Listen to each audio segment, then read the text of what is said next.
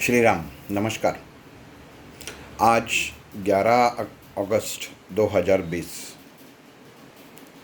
श्रीमद् भगवद गीता विश्लेषण भाग 36।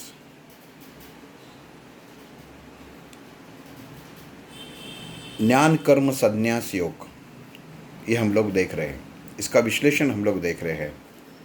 और भाग्यवश वो श्लोक पे आके रुके हुए हैं जहाँ पे भगवान श्री कृष्ण का अवतार का वर्णन किया हुआ है। और आज के दिन गोकुल अष्टमी भी है। भगवान श्री कृष्ण परमात्मा ये विष्णु का अवतार है, ये तो सब लोग जानते हैं। लेकिन सर्वसाधारण मनुष्य की तरह अवतार लेना, लेकिन वो केवल और केवल जिस कारण वो अवतार लिया हुआ है वो कार्य संपन्न होने के बाद वो अवतार की समाप्ति करना, ये मूल उद्देश्य रहता है। धर्म क्या है, अधर्म क्या है, धर्म की स्थापना, ये एक उद्देश्य भगवान श्री कृष्ण के अवतार का था।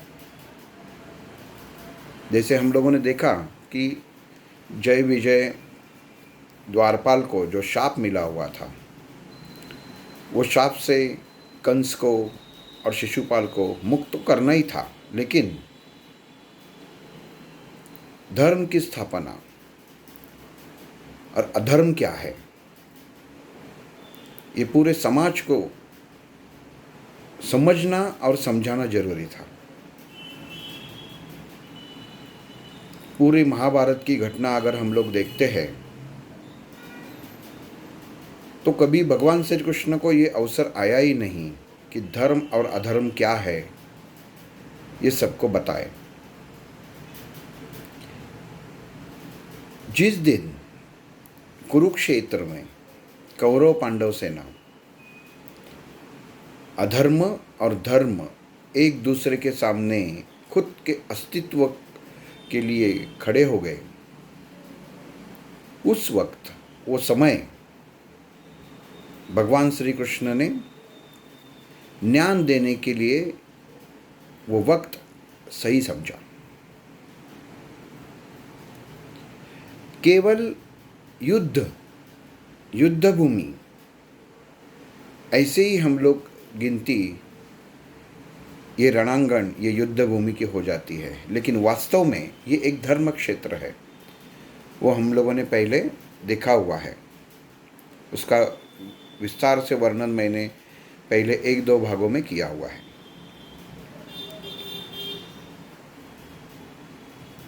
ये युद्ध जैसे ही खत्म होने वाला था, उसके बाद भगवान श्री कृष्ण को ये अवसर ही नहीं मिलने वाला था कि अधर्म क्या है और धर्म क्या है, इसकी अलग अलग दृष्टि से पूरे समाज को मैं ज्ञान दूँ। और ये जीवन जो इंसान जीता है, उसके जीवन के कार्यकाल में कौन सी स्थिति लेके चलना है आगे, ये समझने वाला था। अगर ये युद्ध समाप्त हो जाता तो केवल धर्म ही रहता था, और केवल धर्म होता था तो अधर्म क्या है वो किसी को पता नहीं चलता। क्योंकि अच्छी चीज़ अगर पहचाननी हो तो बुरी का भी ज्ञान होना जरूरी है। ये संसार का निसर्ग का नियम है। अगर दिन क्या है ये अगर आपको मालूम करना है तो रात क्या है ये भी आपको मालूम करना पड़ता है, और वो रात अपने जीवन में गुजारनी भी पड़ती है, तभी उजाला क्या है वो समझ में आता है। सुख क्या है, दुख क्या है, सुबुद्धि क्या है, कुबुद्धि क्या है, मद मोह मत्सर माया अहंकार, ये सब इंद्रियों से जुड़ी हुई चीज़ें इंसान को कहाँ से कहाँ तक ले जाती है, ये भगवान श्री कृष्ण ने अभी तक अर्जुन को कहा था। आत्मा क्या है, परमात्मा क्या है, जीवात्मा क्या है, विश्वात्मा क्या है, दोनों का एक दूसरे का मेल क्या है, नित्य क्या है, अनित्य क्या है, इस सब चीज़ों की पहचान भगवान श्री कृष्ण ने अर्जुन को करके दी है। कर्मेंद्रिय, ज्ञानेंद्रिय, ये जो दश इंद्रिय हैं, ये दश इंद्रिय इंसान को अपने वश में रखना कितना जरूरी है, ये भी भगवान श्री कृष्ण ने पिछले योग में, कर्म योग में कहा है। अगर हर इंसान ये 10 इंद्रिय अपने वश में रखता है तो वो परमात्मा की ओर कदम बढ़ा सकता है। लेकिन अगर इंसान ये इंद्रियों के अंदर ही अपने मन को, अपने शरीर को, अपने विचार को, अपने कृति को, अपने कृत्य को समा लेता है तो उसकी अधोगति निश्चित रहती है। भगवान श्री कृष्ण ने इसके बारे में भी कहा कि इंद्रिय जो दिए हुए हैं, ये सृष्टि के निर्माता ब्रह्मा जी ने जब सृष्टि का निर्माण किया और ये जब इंसान बनाया गया, तब ये 5 ज्ञानेंद्रिय और 5 कर्मेंद्रिय इंसान को प्रदान की है। उसका सही और संयमित इस्तेमाल करना, इसका ज्ञान भी दिया हुआ है। लेकिन मोह इंसान को खींच लेता है। हमारे पूरे जीवन में हर क्षण इंसान मोह में जीता है। माया क्या है, उसके अंदर जीता है। जीवन में मोह तो अलग बात है, लेकिन माया क्या है ये समझना भी बहुत जरूरी है। क्योंकि माया वो क्षण भर सुख रहता है, वो क्षणिक सुख रहता है जो इंसान के सामने, इंसान के नज़र के सामने दिखता है लेकिन होता नहीं है। भगवान श्री कृष्ण ये तो मायापति था। अर्जुन, पांडव, जितने लोगों ने उस वक्त भगवान श्री कृष्ण को देखा तो कहा कि ये तो हमारे सामने है। गोपियों ने देखा तो उनको लल्ला लगा, माखन चोर लगा। उद्धव जो सारथी था भगवान श्री कृष्ण के रथ का, उसे लगा कि ये मेरे स्वामी है जिसका रथ का मैं सारथ्य कर रहा हूँ। गोपियों का तारणहार था। महाभारत में देखा हम लोगों ने कि कौरव पांडव सेना में मित्रता के नाते के साथ एक रिश्ता भी था, बुआ थी उनकी कुंती। ये सब रिश्ते, नाते, मित्रता, सुदामा का दोस्त था। सुदामा की कहानी सब लोगों ने तो सुनी है, देखी है। इंद्र का गर्भहरण कैसे किया, ये भी हम लोगों ने बहुत बार देखा हुआ है। लेकिन ये सब माया जाल था, ये सब माया है, वो भगवान श्री कृष्ण की माया है। ज्ञान कर्म संन्यास योग, श्लोक नंबर 6 और 7, बहुत वो महत्वपूर्ण श्लोक है ये। भगवान श्री कृष्ण का अवतार क्या होता है? क्षणिक अवतार रहता है। वो जो कार्य के लिए होता है, वो कार्य जैसे ही संपन्न हो जाता है, वो कार्य से बाहर जाना होता है। हर मनुष्य के जीवन में केवल कर्म करने के लिए ही उसका जीवन आता है, और जैसे मृत्यु हो जाता है तो अगला जन्म भी उसका तय रहता है कि अगले योनि में प्रवेश करना उसे होता ही है। लेकिन ये नियम परमात्मा को नहीं है, भगवान को नहीं है, भगवान श्री कृष्ण को नहीं था। महाभारत में जो वर्णन भगवान श्री कृष्ण का किया है, वहाँ पे केवल उसकी बाल्यावस्था, तरुण अवस्था और मध्यम अवस्था, इतना ही वर्णन है। उसकी वृद्धत्व अवस्था का वर्णन कहाँ पे भी नहीं है, क्योंकि वो अवस्था थी ही नहीं, यह अवतार था। जिस समय कार्य समाप्त हुआ वो आगे कार्य के लिए चले गए, अवतार समाप्ति कर ली। बाकी सब इंसान बाल्यावस्था, तरुण अवस्था, युवा अवस्था, सांसारिक जीवन, वृद्धावस्था सब जीते हैं। ये सर्वसामान्य मनुष्य की जीवन की एक श्रृंखला है। लेकिन परमात्मा, भगवान, परमेश्वर, इनका ऐसे नहीं होता। प्रभु रामचंद्र लो, ज्ञानेश्वर महाराज लो, जब ज्ञानेश्वर माऊली को भी पता चला कि अभी समाज को जो देना था, जो मेरे गुरु, जिसको मैंने गुरु माना था, मेरे बड़े भाई थे निवृत्तिनाथ, उनके आदेश से जो मैंने ज्ञानेश्वरी लिखी थी, 9000 ओवियों का जो ग्रंथ मैंने, जो यज्ञ मैंने किया था,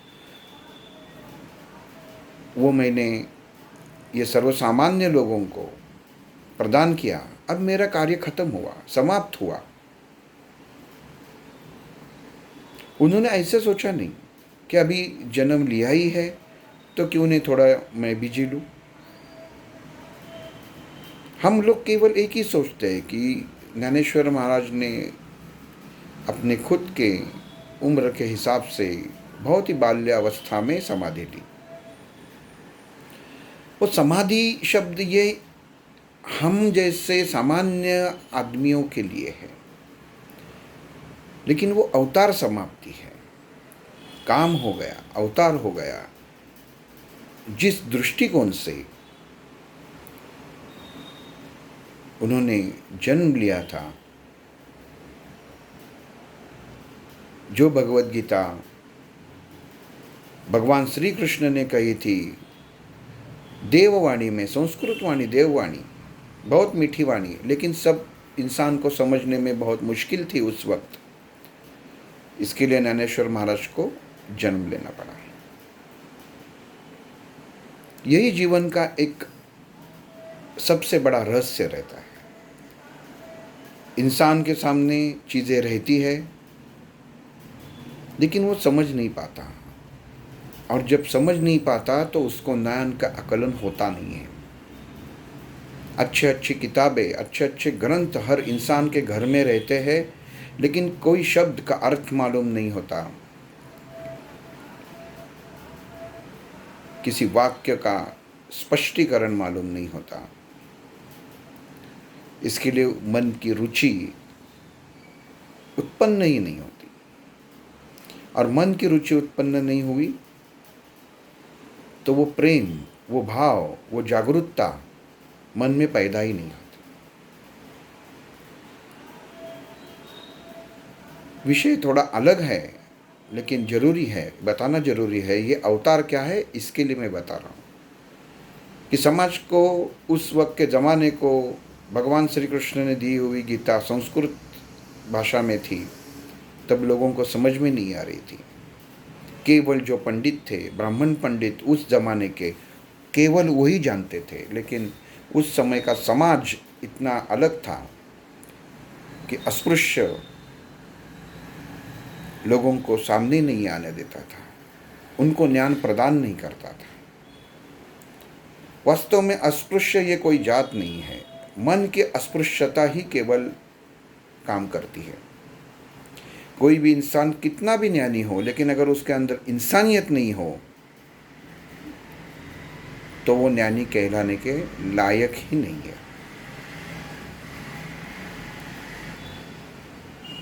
भगवान विष्णु ने, उस वक्त की कहानी ऐसी है कि स्वर्ग में जब बात चल रही थी कि अभी ये भगवद गीता तो मैंने बता दी संस्कृत भाषा देववाणी में, लेकिन सर्वसामान्य लोगों को अगर ये पता नहीं चली तो इसका फ़ायदा क्या। तो भगवान विष्णु ने कहा कि अभी मैं वापस अवतार लेता हूँ, ज्ञानेश्वर नाम से नाम का अर्थ है ज्ञान ईश्वर। जो ईश्वर है उसके पास ज्ञान का सागर है, वो ज्ञान ईश्वर। अवतार लेता हूँ और समाज को बताता हूँ कि ये भगवत गीता में क्या लिखा है, तो सर्वसामान्य लोगों के ध्यान में, सर्वसामान्य लोगों तक ये ज्ञान पहुँच जाएगा। तब नारद जी ने कहा, हे भगवान, हे नारायण, हर समय हर जन्म में तुमने अच्छा अच्छा अवतार ली है, लेकिन तुम्हारे साथ जिन्होंने बाकी लोगों ने अवतार लिए है उनको तो बहुत कष्ट पड़े। तुम्हारा तो सब जगह से स्वागत होता था, लोग तुमसे प्यार करते थे, लेकिन बाकी लोग तुम्हारे साथ जिन्होंने अवतार लिए हैं उनकी उतनी खिदमत नहीं होती थी जितनी आपकी होती है। तो ये आपको सही लगता है नारायण? ये नारद जी ने उनको उस समय सवाल किया था। और तभी विष्णु जी ने कहा था कि मैं ज्ञानेश्वर ये जो अवतार लूँगा वो ऐसे घर में लूँगा और ऐसे क्षेत्र में लूँगा, ऐसे कुटुंब में लूँगा जहाँ पे 2 वक्त का सही खाना भी नसीब न हो, जहाँ पे लोग वो कुटुंब के, वो परिवार की तरफ देखते ही गलत शब्द के इस्तेमाल करते हैं, वो परिवार के प्रति कोई भाव नहीं है, प्रेम नहीं है, ऐसे कुटुंब में, ऐसे परिवार में मैं जन्म लूंगा। तुम सही कहते हो नारद। और इसके लिए नारायण ने, भगवान विष्णु ने, परमात्मा ने जो ज्ञानेश्वरी में, ज्ञानेश्वर जो जीवन घटना है उसमें से ज्ञानेश्वर महाराज के रूप में जन्म लिया। और आपको वो चरित्र सबको मालूम है, कभी योग हुआ तो वो भी बताऊंगा। कहने का मतलब यह है कि जब जब कोई विशिष्ट कार्य होता है तभी भगवान अवतार लेते हैं। जैसे यहाँ पे भगवान श्री कृष्ण ने श्री कृष्ण रूप में अवतार लिया था। जब युद्ध चल रहा था तो हम लोगों ने बहुत बार देखा कि श्री कृष्ण के पुत्र थे, उसके नातू थे, नवाजे थे, लेकिन भगवान श्री कृष्ण आपने देखा है कभी बूढ़े हुए? कि वो अवस्था ही नहीं, क्योंकि अवतार लेते वक्त वृद्धावस्था ये आई नहीं है, आती नहीं है, उनके जीवन में आई नहीं, वो अवस्था तक वो गए ही नहीं। जैसे ही अपना काम खत्म, जैसे युद्ध समाप्त हुआ, लोगों को पता चला धर्म क्या है, अधर्म क्या है, उनकी ठीक तरह से पहचान हो गई, सुबुद्धि क्या है, कुबुद्धि क्या है, उस वक्त उन्होंने अपने अवतार समाप्त किए। इंसान कर्म के द्वारा जन्म लेता है, लेकिन भगवान विशिष्ट कार्य के लिए, विशिष्ट कर्म के लिए, विशिष्ट कर्म के लिए, शब्द अलग है, साधा कर्म और विशिष्ट कर्म, वो कार्य रहते हैं, उतना ही कार्य करके अपना अवतार समाप्त करना है। जितने अवतार हुए हैं वो ऐसे ही है। हम लोग महाभारत का एक श्लोक इतनी बार सुनते हैं, जब बीच में दूरचित्रवाणी में महाभारत दिखा दे रहे थे तब उसका जो शुरुआत का मंत्र था, श्लोक था, वो ये कर्म ज्ञान कर्म संन्यास योग का 7वां श्लोक था। वो श्लोक कौन सा था? यदा यदा ही धर्मस्य ग्लानिर्भवति भारत अभ्युत्थान धर्मस्य तदात्मानं सृजाम्यहम्। ये श्लोक हम लोगों ने बहुत बार सुना है। बहुत से ऐसे चित्र है जो बाजार में मिलते हैं। भगवान श्री कृष्ण का रथ चलाने का वो एक चित्र आता है, उसके ऊपर ये लिखा हुआ रहता है, यदा यदा ही धर्मस्य ग्लानिर्भवति भारत अभ्युत्थान धर्मस्य तदात्मानं यजाम्यहम्। अर्थात हम लोग अभी तक विश्लेषण में कोई श्लोक का हर शब्द का अर्थ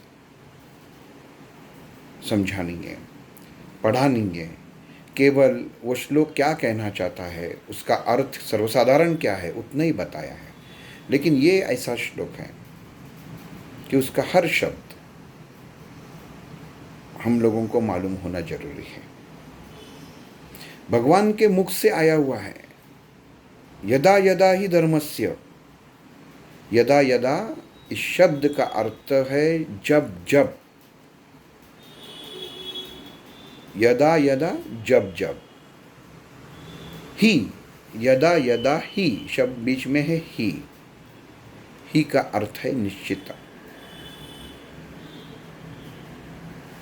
जब जब निश्चित रूप से, ही का मतलब क्या है, निश्चित रूप से।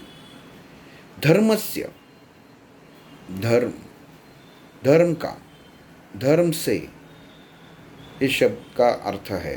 धर्मस्य का अर्थ क्या है, धर्म, धर्म का। ग्लानि, ग्लानि का अर्थ है, हम लोग देखते हैं कि कभी ऐसा नींद में हम लोगों को ग्लानि आती है, नहीं तो ह्रास बोलते हैं उसे। आगे का शब्द क्या है, भवती, मीन्स होना। उससे आगे का शब्द है भारत। ये भारतवर्ष का, जहाँ पे हम लोग पैदा हुए हैं, भारत के वंशज है हम लोग। हिंदुस्तान में जन्म लिया है, भारत में जन्म लिया है, हम लोग भारत के वंशज हैं। अभ्युत्थानम, अभ्युत्थानम का अर्थ है वर्चस्व। अधर्मस्य, अधर्म का। तदा, तदा का मतलब है उस वक्त, उस समय। आत्मानम, आत्मानम का अर्थ है खुद, स्वयं। आत्मानम स्वयं। और सुजामी, सुजामी का अर्थ है प्रकट होना, अवतार लेना। अहम का अर्थ है मैं, खुद। तो ये पूरे शब्द का अर्थ क्या हुआ, पूरे वाक्य का अर्थ क्या हुआ, जब जब, जहाँ पे, जहाँ जहाँ धर्म के आचरण का ह्रास होता है और अधर्म का वर्चस्व शुरू हो रहा है, ऐसा दिखता है, उस वक्त ये भारत भूमि, ये भारत वंश के लोगों को बचाने के लिए मैं अवतार लेता हूँ। ये श्लोक का अर्थ है।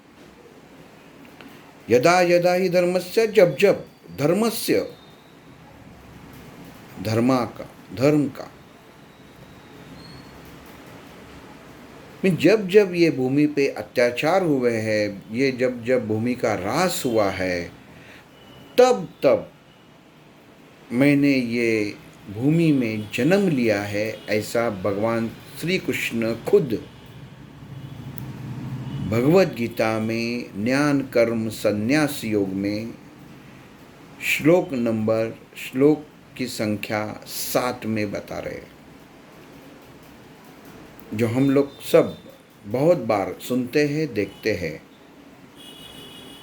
केवल पढ़ते हैं और भूल जाते हैं। भगवान श्री कृष्ण ने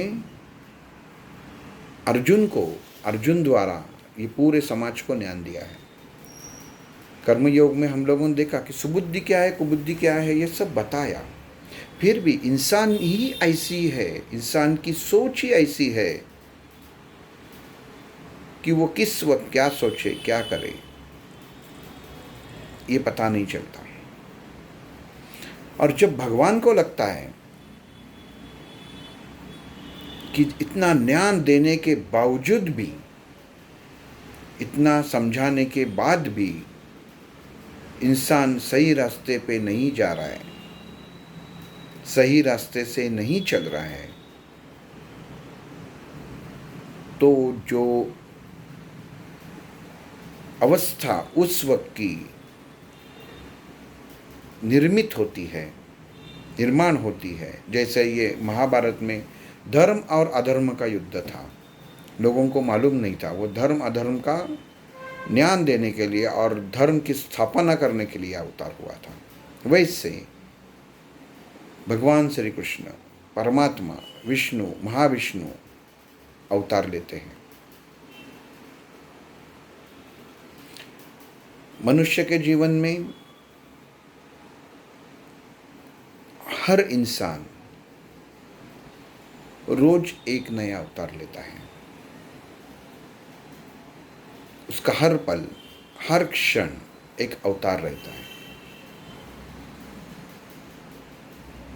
जीवन में कैसे जीना है ये इंसान पढ़ लेता है, ज्ञात कर लेता है, लेकिन उस पर अमल करके उस पर चलना उसके स्वभाव में होते हुए भी वो करता नहीं है। जब ऐसा समय आता है तो भगवान श्री कृष्ण को, भगवान विष्णु को, परमात्मा को यही भारतवंश, भगवान श्री कृष्ण ने कहा है कि यही भारतवंश में जहाँ पे ये भारत के वंशज है वहाँ पे मैं अवतार लेता हूँ। पूरे विश्व में अवतार नहीं लेता। भारत में कहा है, शब्द वहाँ पे दिया हुआ है, वह श्लोक में शब्द है, ग्लानिर्भवति भारत। तो ये हम लोगों को समझ लेना चाहिए कि हम जहाँ पे हमारा जन्म हुआ है वो हिंदुस्तान, वो भारत कितना महान है। हम अपना कर्म अपने हिसाब से करते हैं। ज्ञान, अज्ञान, सुबुद्धि, कुबुद्धि, सब कुछ ज्ञान भगवान श्री कृष्ण ने इंसान को दिया हुआ है। अभी तो बाकी अध्याय बाकी है, केवल ये तीसरा अध्याय चालू है, तो इतना ज्ञान भगवान श्री कृष्ण ने दिया है। मैंने पहले भी कहा था, वापस अभी कहता हूँ, भगवत गीता विश्लेषण, भगवत गीता पढ़ना केवल एक किताब नहीं है, उसे समझकर इंसान को खुद के अंदर बदलाव लाना, बदलाव करना बहुत जरूरी है। ये भगवत गीता अगर हम लोग जीत लेते हैं, जी लेते हैं, जीत, पहला शब्द मैंने जीत कहा, क्योंकि जितना जरूरी है उसमें जो अच्छी चीज़ें दी हुई है उसे हासिल करना, वो एक जीत ही है, और फिर जीना है। तो इंसान के अंदर के जो दुर्गुण है, अधर्मी विचार है, कुबुद्ध विचार है, उसे अलग से दूर करने की जरूरत नहीं है, वो अपने आप दूर हो जाएंगे। सुबुद्धि केवल आपके आचरण में होनी जरूरी है, कृति में होनी जरूरी है। भगवान श्री कृष्ण ने ये खुद स्वयं अर्जुन को कहा है कि मेरा अवतार, ये अवतार ही रहता है। हम लोग देखते हैं कि हमारा बच्चा जब पाठशाला में जाता है तो कोई एक साल में एक बार समारोह होता है जहाँ पे कोई एक रामायण महाभारत की कथा दिखाते हैं, ड्रामा बोलते हैं इंग्लिश में उसको। तो कोई श्री कृष्ण का अवतार धारण करता है, कोई रावण का अवतार धारण करता है। वो हम लोगों ने देखा, वो क्षणिक रहता है। वो कलाकार, वो बच्चा, वो इंसान केवल और केवल जितना उसका भाग है, जितना उसका कार्य है, जितनी उसकी कलाकारी उसको अदा करनी है, उस वक्त तक ही। अगर समझो रावण का अवतार लिया हुआ है, कंस का अवतार लिया है, वास्तव में वो आदमी, हम लोगों ने देखा कि रावण ये दूरदर्शन में मालिकारा से रामायण आई थी, तो उसमें जो काम करने वाले अरविंद त्रिवेदी जी थे, जिन्होंने रावण का किरदार किया था, वास्तव में वो भगवान श्री राम के इतने भक्त थे। जब रावण की भूमिका करने के वक्त उनको, जब वो कैमरा के सामने, स्क्रीन के सामने क्रूरता दिखानी थी, वो दिखा नहीं पा रहे थे। तो जो सीरियल के डायरेक्टर थे रामानंद सागर जी, तो उन्होंने कहा कि आप रामायण पढ़ना बंद कीजिए। तो लेकिन उस वक्त वो त्रिवेदी जी ने कहा, मैं रामायण पढ़ना कैसे बंद कर दूँ, ये तो मेरी जान है, ये तो मेरा सांस है, ये तो इससे ही मेरी सांस चलती है। लेकिन उन्होंने कहा, आप जो किरदार कर रहे हैं, अगर ये रामायण आपने पढ़ना बंद नहीं किया तो आपके मन के अंदर जो सात्विकता है, वो भूमिका के लिए, वो किरदार के लिए कुछ काम की नहीं है। रावण का किरदार कैसा था और राम का किरदार कैसा था? आप राम का नहीं, रावण का काम कर रहे हो। वो हिंस्त्र था, मन में, विचार में, चेहरे पे वो दिखनी चाहिए। और अगर आप ये रामायण पढ़ना बंद नहीं करोगे तो वो आप किरदार निभा नहीं पाओगे। ये बात हम लोग केवल सुनते हैं और छोड़ देते हैं, लेकिन इतनी महत्वपूर्ण बात है कि केवल राम नाम की कथा सुनने के बाद, राम नाम लेने के बाद इंसान के अंदर इतना बदलाव हो जाता है, तो वो नाम में क्या ताकत रहेगी। ये अनुभव है खुद अरविंद त्रिवेदी जी का। और उन्होंने भगवान परमात्मा प्रभु रामचंद्र का नाम लेकर उनसे माफ़ी मांगी थी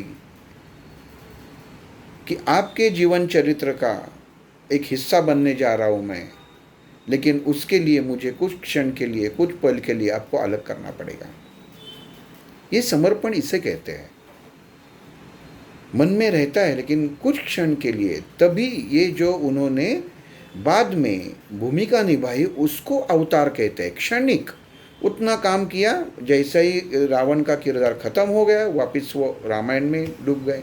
आज वो देखते हैं, बीच में अभी लॉकडाउन चल रहा था तो उन्होंने देखा, उनको ताज्जुब हो गया कि क्या मैंने भूमिका की, मुझे नहीं करनी चाहिए थी। उनको खुद की शर्म आने लगी।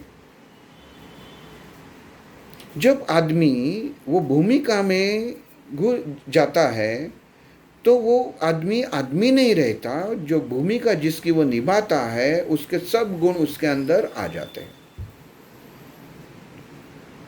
इसे अवतार कहते हैं। अगर भगवान श्री कृष्ण ने अवतार लेते वक्त कर्म के साथ अवतार लिया रहेगा, कर्म के साथ एक अच्छा केवल माखन चोर का ही किरदार निभाया रहता तो वो सही नहीं था। भगवान श्री कृष्ण के जीवन के ऊपर, जीवन लीला के ऊपर हम लोग अगर दृष्टि डालेंगे तो कितने साल उसके एक एक अध्याय को पढ़ने के लिए जाएगा मालूम नहीं। माखन चोर, जिसके घर में इतना माखन है लेकिन उसको दूसरे के घर में जाके माखन चोरी करने की क्या जरूरत थी। हर कृति को, भगवान श्री कृष्ण के हर कृति एक माया जाल थी, एक माया थी। आज हम लोग यहाँ पे ही रुकते हैं। मैं सबको कृष्ण जन्माष्टमी की सबको बधाई देता हूँ। आशा करता हूँ भगवान श्री कृष्ण आपको, आपके परिवार को सुखी रखे। श्री राम, जय श्री कृष्ण।